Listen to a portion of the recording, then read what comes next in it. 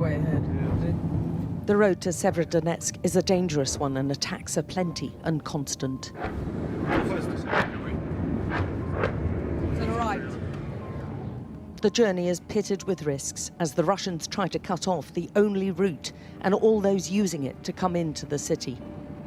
It's the one remaining pocket of Ukrainian resistance in the war zone, which is Luhansk, the smaller of the two areas making up the Donbass region and which the Russians appear set on seizing.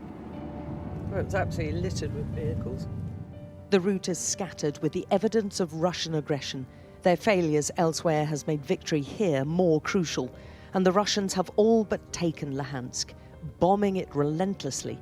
Now Severodonetsk is the key city standing in the way of the invaders moving into the second half of Donbass and Donetsk. There are an estimated few thousand civilians still here. Despite the relentless shelling, the chief of police and his team are trying to persuade them to leave and are here to evacuate those who will agree to go. But many won't. They've elderly family to care for. But saying goodbye is horribly hard. They've no idea if they'll ever see each other again. This war has broken hearts and torn so many families apart, and each one is a personal tragedy.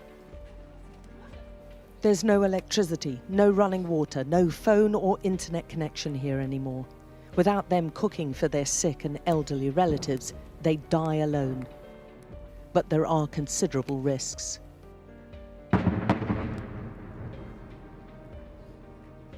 Do you feel that the Russians are getting closer?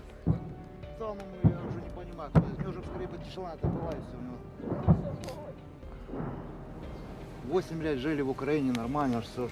Где-то шла далеко война, но это плохо. Ну, приходится здесь работать, здесь мой дом, здесь моя семья. Тоже поближе. I don't understand. I just want. The Ukrainians have tried to slow the Russians' progress by blowing up the last railway bridge connecting the now Russian-held territory with Severodonetsk. But the explosion may only be a temporary setback, and giving up any land in the Donbass is inconceivable. You will be fight for your home, for your family. You cannot understand why you must give your home. So you'll never give up? I think never. The city's last working hospital has been bombed continuously for the past few weeks.